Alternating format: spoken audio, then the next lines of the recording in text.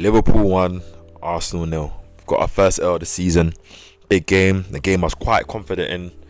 As you can see, my previews talking up to the game and the game that we've lost. In a close game. It wasn't a shameful performance. It was a shameful game. Probably a bit boring for the neutral, but I think we maybe could have just shaded the game overall in the 90 outside of that brilliant free kick from Szoboszlai. But obviously we came with a game plan to try to rustle and tussle and make the game a bit more physical and nullify Liverpool, which we did. But then obviously the second part, which is obviously to then, once doing that, try and obviously exploit and take a chance and have some magic off the bench to do that. And I think obviously we didn't. So yeah, I'm just going to give my review in this game, my report, go through player, give my overall feelings in the morning of the game. I'm recording this morning after. Didn't get some time to record my initial match reaction. And yeah, so if you're new or returning, you haven't already hit the subscribe button, smash the like button down below. This is coming out on deadline day, so I might do a deadline day special video towards the end of the day or live. We'll see how it goes, depending on if Arsenal are active or look like they're active in anything. So yeah, and smash the like button on this video, guys. So yeah, 1-0 to Liverpool. I think first half we kind of we nullified Liverpool well. We nullified the crowd. I could tell what Mikel came out with a start lineup. Obviously, same back four: Timber, Calafiori, Saliba, and Gabriel. A midfield three, more competitive, more workman-like, with Marino, Rice, and Zubamendi, and then a front three of Martinelli, Gyökeres, and Madueke. So to be fair, I only got one person wrong in the lineup, which I think obviously I put Wanyeri to start instead of Odegaard. But obviously Mikel went with Marino. I think as I've been thinking about the days, I started to kind of assume maybe he might go that way, given how Liverpool started the season, given how they looked, especially against Newcastle, in terms of that kind of workman type physical midfield, making the game a bit more like that, pressing them high, making them go long and stuff. I could tell Mikel could devise a game plan like that, and I'm not mad at it. As I said, styles make fights. I've spoken many times. You've seen me on Waffordon's channel. I've said if we win this game similar to how we won the United game, I'll be the first to never complain about the performance or style, because it's just about the result. But obviously we've tried something and we've lost, so at the end of the day, one can look at it and say that it's a failure, because obviously the setup didn't lead to us having a positive result. And who's to know if we had a different setup, more positive, attacking, riskier setup, if that may had allowed us to have that positive result, even if it had meant leaving us more open or susceptible to Liverpool's transition and attacks. I think in the first half, I think it was only Martinelli that was quite disappointing. I think obviously a lot of times picked up the ball in dangerous areas, just wasn't doing enough. I've said this, and obviously Martinelli, I'm still a big fan of him, obviously, even if I feel like now he's not a starting left winger, and obviously we know how the rhetoric and the narrative around him in the Arsenal fan base, but he just needs to make his decisions faster. Like the one where he's driving on the ball, I think Gyökeres is on the left, and it's like, I don't mind if you use a striker or plays a decoy, that's fine, like that's football, but you got to make a decision. In that moment, I want him to know, okay, I'm going to shoot, so I'm going to drive towards to the goal, I'm going to make some space, and I'm going to shoot. Like, it's kind of driving central and then going left, it makes no sense. It tells me of a player that doesn't know what he wants to do when he gets the ball, that has no confidence at all, and has been playing like this for time, so it's become his norm of just playing without confidence. Like, I can tell he's waiting for that magic moment, that necessary moment to open up his game, but we are waiting for a title, and I don't think we have that. And in this type of game, a more decisive player in some of those instances could have done better. But yeah, in Liverpool, we done well to nullify Liverpool's press. I think the only times that there were some scary moments was when we were playing at the back from their press, obviously being well, and obviously some risky passes from Gray, who could have just cleared it and taken us up the pitch. But I think we done well. Madueke was getting quite some good joy against Kirkes. That was like our outlet.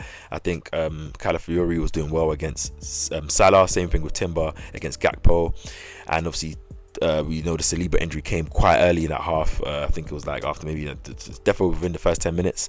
Apparently it was reported that Saliba sustained an injury in the warm-up, ankle injury, rolled his ankle, and he wanted to play because of the big game and the nature of our squad.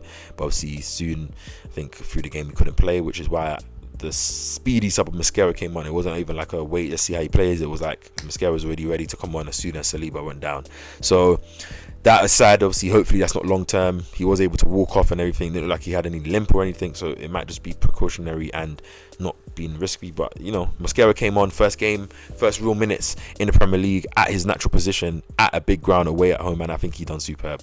I think he just looks gravy, class in the air, physical, great in his duels and 1v1, quite good on the ball as well. I think his first couple of touches were a bit janky and a bit shaky, given his age and given the narrative of the game that happens. But then I think he quickly settled in, was putting putting some great passes between the lines, and just overall we didn't miss Saliba through the game. I wasn't like all my days like they're exploiting us, or Ekitike, Verts, Gakpo are getting in behind, or really opening us up with his mistakes and us. I think it just felt quite normal. Same thing with like Madueke, Saka was clearly missed, and you can see the difference between the two levels. But I think him being there, him having his way, him having still qualities of himself and traits of himself, it allows you to not miss Saka the way he was last season, where there's definitely not the like for like, or even someone that's adequately established within that position given their career.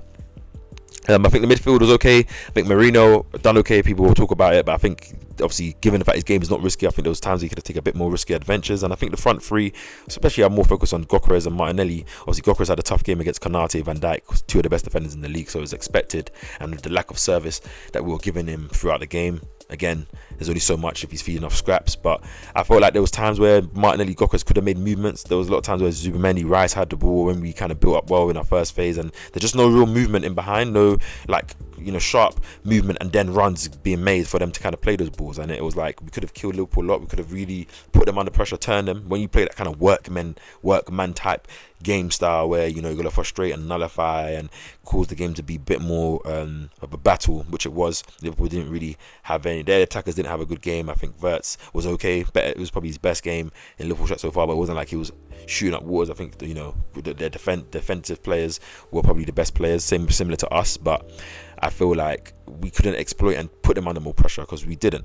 Across our set pieces were poor today compared to how we normally are, but Liverpool also defended them very, very well. I've got to give a lot of credit to this result to Liverpool. I think they defended their box, and the defenders all across the board, including Szoboszlai, defended well as a team. Alisson as well commanded his box well. Gravenberch was getting in there, and especially once they got that one goal lead, they were dropping back and were making the spaces tighter for Arsenal to try and make things happen.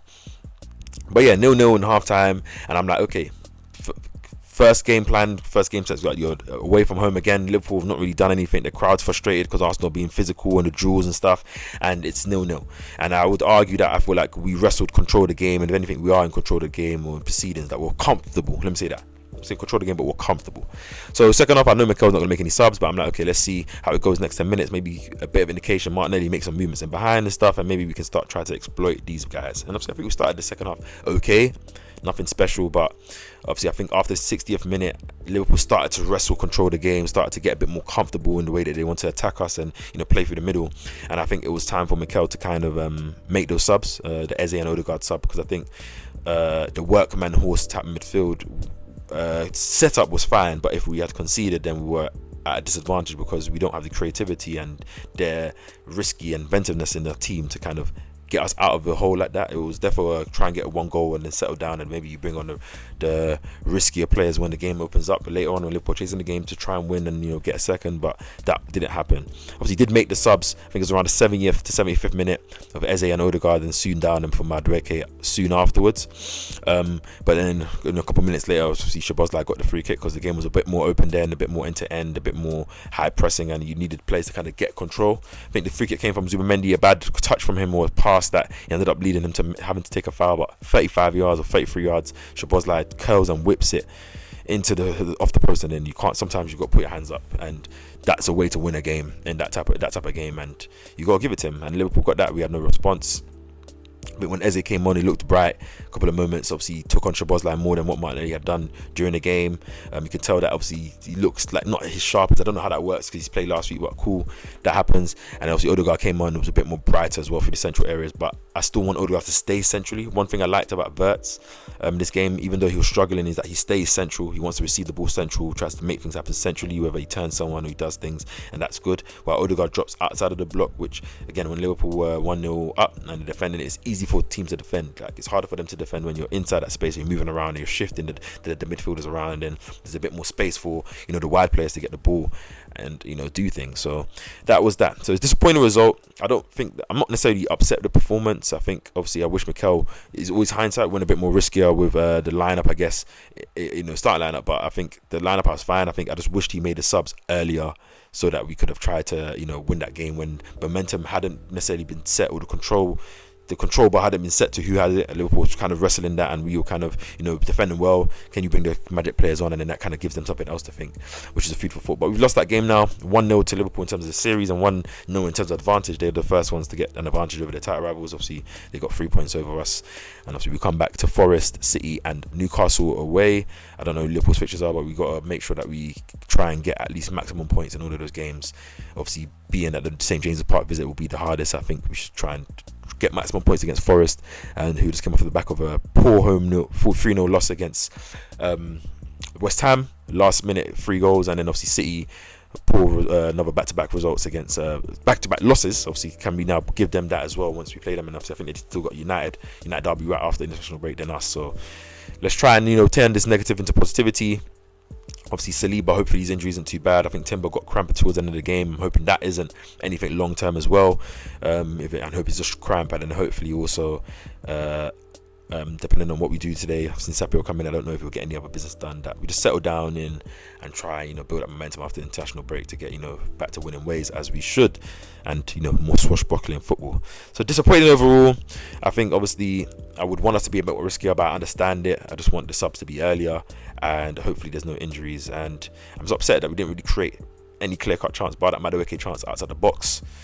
From the corner in the first half, I don't think we created any other chance. I think, as I said, the opening for Eze, which I don't understand why he didn't shoot.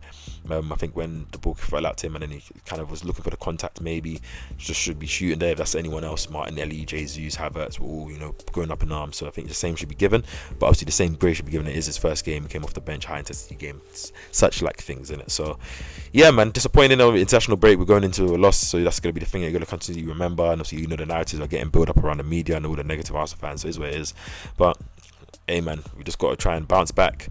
It's a big game. Our big game record is normally great, so if we're looking at where we need to improve on, I guess in last season this wasn't necessarily the case, even though we wanted to win there. It's more making sure the little games now, more than ever, now that we've dropped points already this early, which I don't think we've done in the last 3 to 4 seasons, lost the game this early. Maybe the 22-23 season against Man United, but I'm pretty sure that was after probably 5 games. But we'll see how it goes. But yeah, comment down below what you guys think about what I've said. Comment down below what you think about the game, and smash the like button, and I'll catch you guys in the next video. Speak soon.